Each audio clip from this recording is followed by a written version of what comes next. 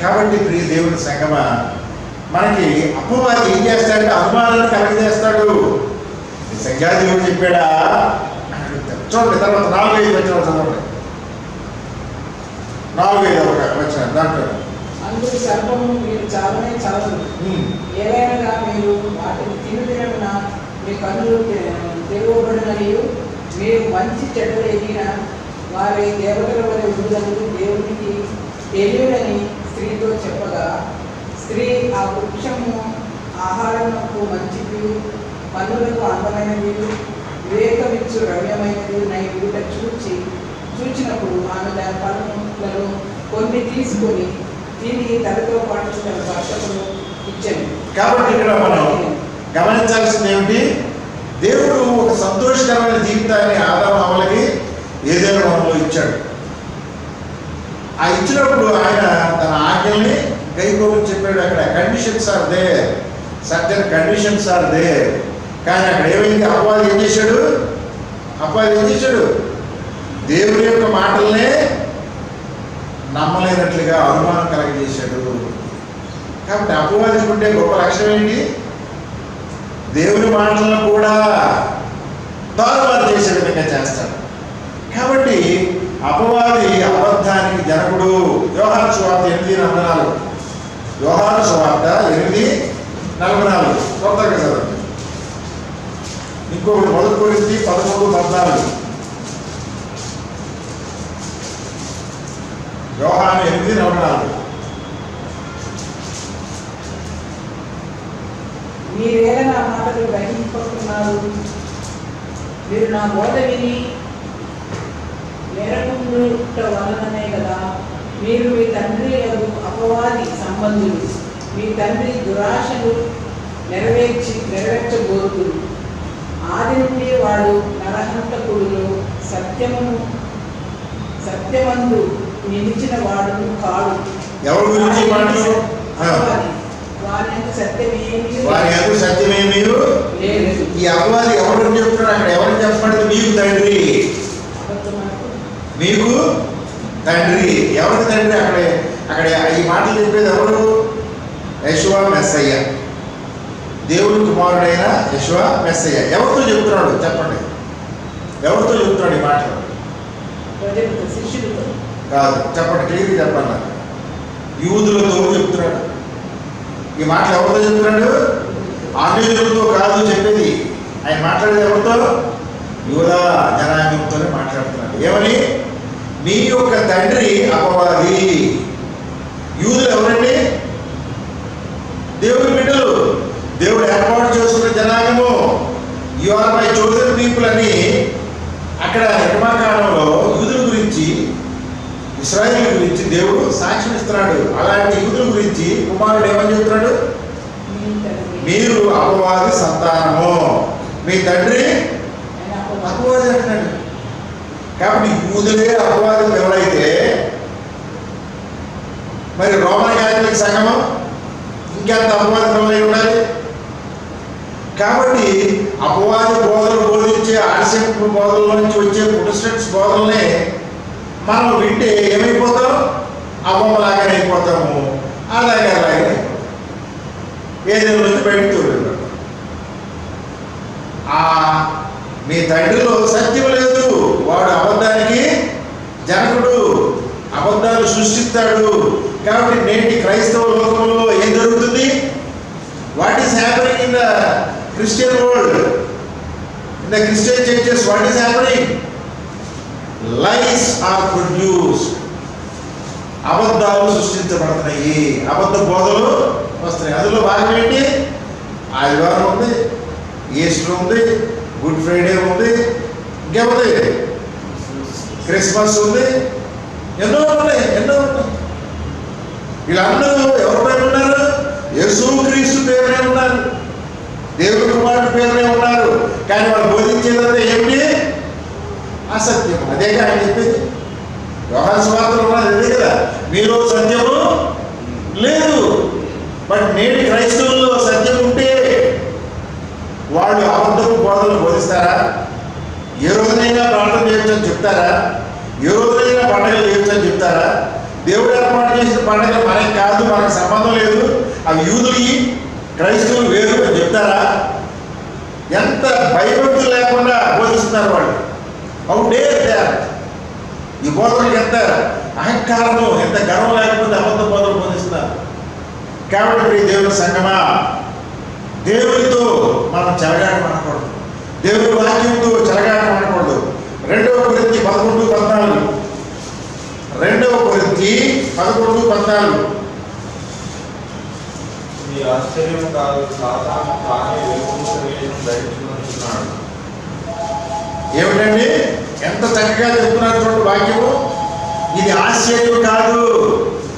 ఈరోజు మన సంఘాల్లో ఇలాంటి బోధలు మనం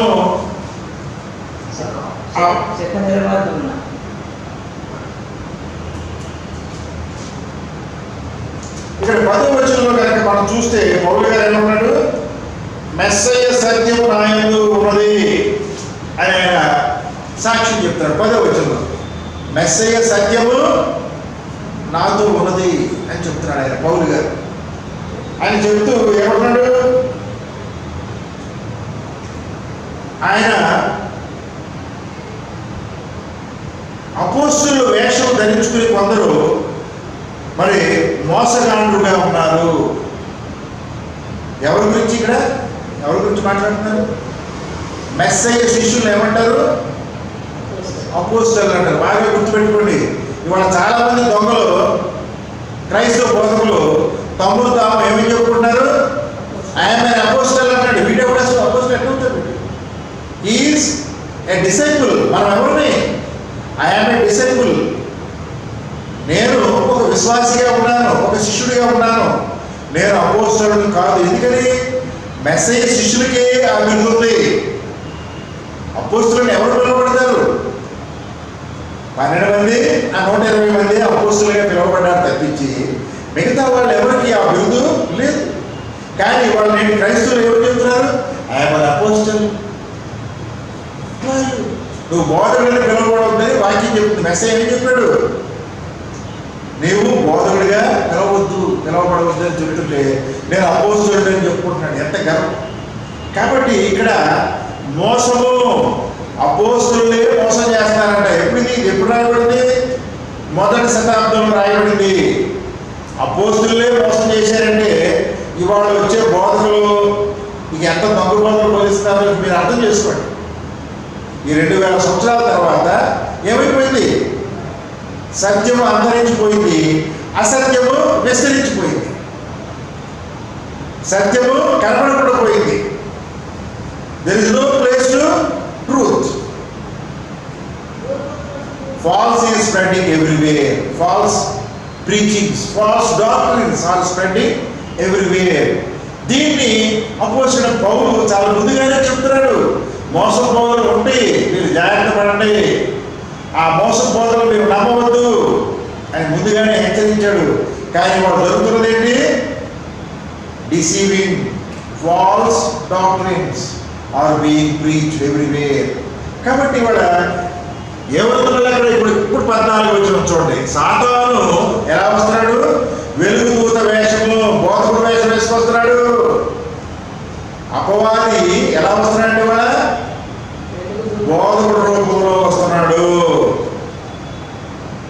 కాబట్టి వారి పరిచారకులను, నీతి పరిచారకుల వేషము ధరించుకున్న గొప్ప సంగతి కాదు. కాబట్టి గ్రహించాలి ఎవరు అపవాది అనుచరులు. మనం ఎవరు అపవాది అనుచరుడు ఎలా గ్రహిస్తాము చెప్పండి మీరు? వాళ్ళ యొక్క బోధ, వారి వాక్యంలో బోధ బోధిస్తే దేవుని అనుచరులు, మెస్సయ్య అనుచరులు. వాళ్ళు మరి రోమా సంఘం యొక్క బోధనలు బోధిస్తే ఎవరు అనుచరులు? అపవాది అనుచరులే, అపవాది అనుచరులే. కాబట్టి క్రైస్తవుడు పేరు పెట్టుకున్నంత మాత్రాన క్రైస్తవుడు కాదు, బైబిల్ బోధించినంత మాత్రాన బోధకుడు కాదు. ఇవాళ ప్రపంచవ్యాప్తముగా అబద్ధ బోధలు ఎక్కువైపోయినాయి.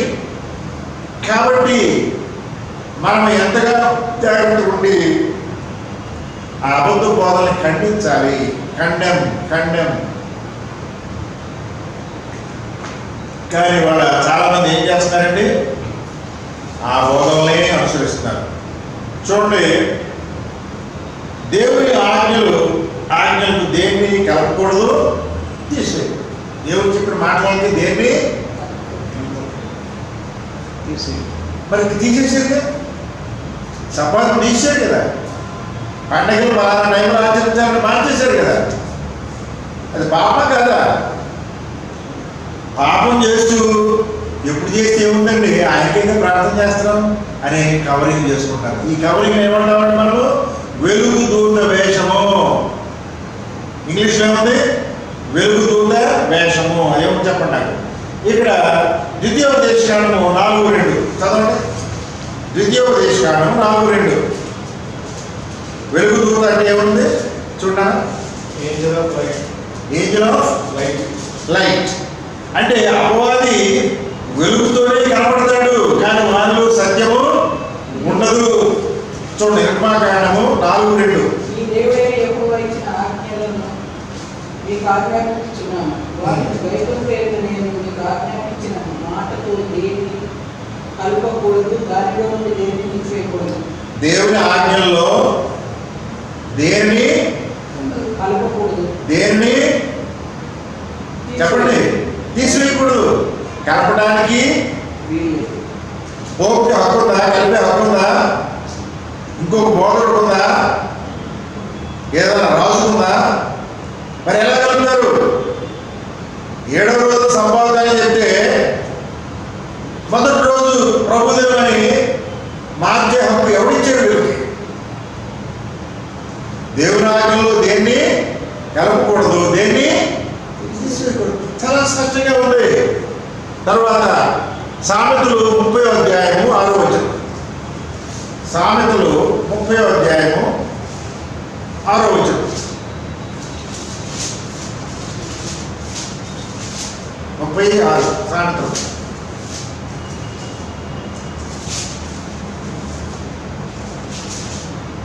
ఆయన మాటలతో ఏమీ చేతకము, ఆయన నిన్ను గద్దించునేమో, అప్పుడు నీవు అబద్ధికుడు అవదు.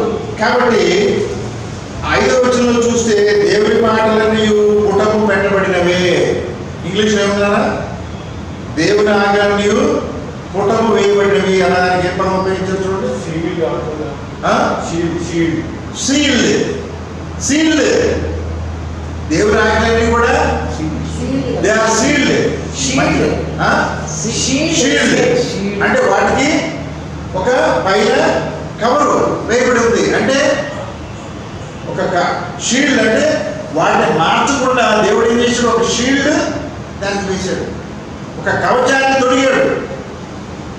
మరి కవచాన్ని తొలగించి దాన్ని మార్చే హక్కు మనకుందా?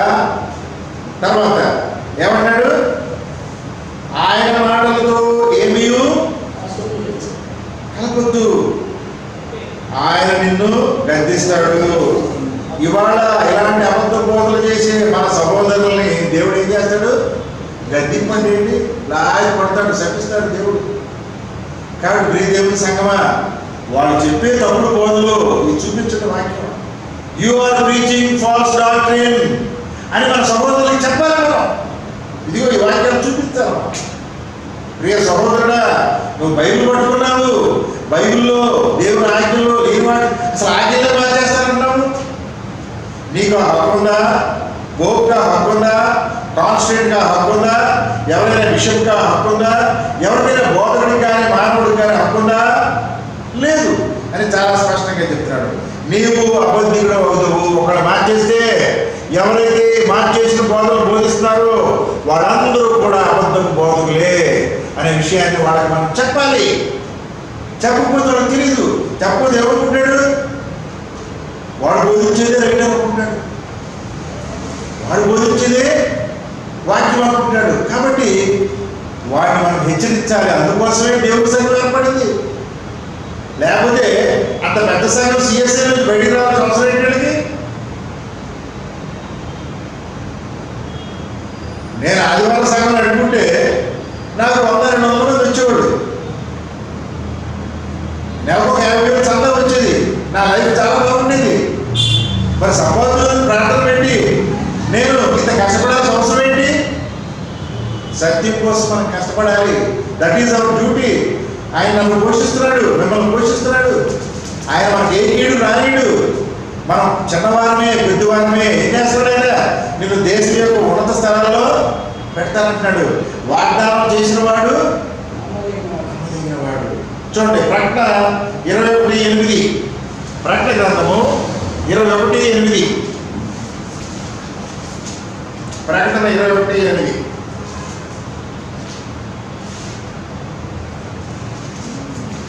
ఇంటివారును అవిశ్వాసము అసత్యులు నరహంతకులు వ్యభిచారులను మాంత్రికులను విగ్రహారాధకులను అబద్ధికులందరూ అగ్నిమయంలో కుండలో పాల్గొనరు. అక్కడ సామెతలు 36 ఏముంటుంది? మనము ఆయన మాటలను కనుక మార్చితే మనం ఏమవుతాము? You become a liar. అబద్ధికులు ఏమవుతారండి? అగ్నిగుంట్లో పెడతాం. ఇవాళ ఆ విధమైన బోధన బోధించేవాళ్ళు ఏమవుతారు? They will throw away in the fire of ఏమన్నాడు? Fire of fire and brimstone. అగ్ని కదా. కాబట్టి అబద్ధం ఆడటం తేలికైన విషయం కాదు. దేవుని మాటను మార్చడం అంటే చిన్న విషయం కాదు. అలాంటి వాటిని విని మనం దాన్ని ఖండించాలి. ఎలా చెప్తావా బోధనలు? వాక్యంలో ఉన్నదేంటి? అబద్ధములు బోధించు ప్రతివాడును అగ్ని గంధకములో వేయబడతాడు. తర్వాత 27 వచనం. 27 దాంట్లోనే గొర్రెపిల్ల యొక్క జీవ గ్రంథమందు రాయబడిన వారే దానిలో ప్రవేశించురు. కానీ నిషిద్ధమైన ఏదైనాను అసహ్యమైన దాన్ని అబద్ధమైన దానిని జరిగించు వాడు ఎవరను దానిలో ప్రవేశింపనే. నిషిద్ధమైనది దేవుని వాక్యానికి విరుద్ధమైన జరిగించేవాడు, అబద్ధాన్ని జరిగించేవాడు ఏమవుతాడంట? అందులో ప్రవేశింపడు. దేవుని రాజ్యంలో ప్రవేశం లేదు. చాలా స్పష్టంగా ఉంది కదా. వాక్యాన్ని తారుమారు చేసి బోధించిన, అబద్ధాన్ని జరిగించిన ప్రవేశం లేదు. 22:15 ప్రకటన.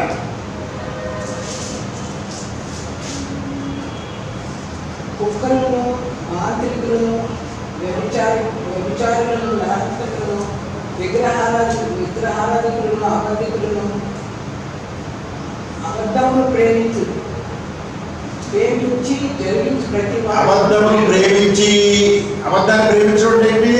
అబద్ధ బోధనల్ని ప్రేమించడమే, అబద్ధ బోధనల్ని అనుసరించడమే. జరిగించే ప్రతివాడు ఏమవుతాడు? కాబట్టి మన సహోదరులకు చెప్పాలి విషయం. బైబిల్ పట్టుకున్నంత మాత్రాన, బైబిల్ బోధించినంత మాత్రాన దేవుని రాజ్యంలో ప్రవేశించు. ప్రభువా ప్రభువా అని పిలిచినంత మాత్రాన, వాక్యం బోధించినంత మాత్రాన నీవు దేవుని రాజ్యంలో ప్రవేశించవు. బీ కేర్ఫుల్ అని చెప్పడానికి దేవుడు నిన్ను నన్ను చిన్న సంఘంగా ఉన్నప్పుడు కూడా మనల్ని ఏర్పాటు చేస్తున్నాడు. నీవు ధైర్యంగా బోధించాలి. పిరికివారు దేవుని రాజ్యంలో అక్కడ వారసుకారు. ఈ వాక్యం చెప్పడానికి, ఈ సత్యం చెప్పడానికి ఒకవేళ నువ్వు నేను పిరికివాడిగా ఉంటే మనకు కూడా దొరికిన ఛాన్స్. కానీ మనం నమ్మే సత్యాన్ని, దేవుని యొక్క సత్యాన్ని ధైర్యముగా బోధించాలి. ఒకవేళ మనం బోధించకుండా పిరికివారిగా ఉంటే, ఒకవేళ దేవుని సంఘంలో ఉండే విశ్వాసులు పిరికివారిగా ఉంటే మనం కూడా పరలోక రాజ్యంలో స్థానం లేదు. అబద్ధం చెప్పగలరా? వాళ్ళు అబద్ధం బోధిస్తున్నారు, కానీ మనము నిజాన్ని చెప్పడానికి పిరికివారిగా ఉంటే మనకు కూడా స్థానం. Be careful. కొంచెం కింద దీపం పెడితే లాభం లేదు. దేవుడు నీకు ఇచ్చిన ఈ సత్యాన్ని నీ ఇంటి పక్కలకు చెప్పావా? నీ బంధువులకు చెప్పావా? వాళ్ళకి చెప్పిన వాక్యాలన్నీ బాగా రాసుకున్నాం. ఎంతో ప్రాధాన్యమైనది. దేవుని వాక్యంలో దేన్ని కలుపుకూడదు, తీసివేయకూడదు. అలా కలిపితే వాళ్ళు అబద్ధాన్ని బోధించేవాడుగా ఉంటారు. అబద్ధాన్ని బోధించేవాడు దేవుని రాజ్యంలోనికి ప్రవేశించడు. పిరికివారు దేవుని రాజ్యంలో ప్రవేశించడు. నీకు సత్యం తెలుసు కూడా దాన్ని ప్రకటించకుండా పిరికితనంతో ఉంటే నీకు నాకు కూడా దేవుని నిత్య రాజ్యంలో ప్రవేశము ఉండదు. దేవుడి వాక్యాన్ని క్షమించుగాక. ప్రార్థన.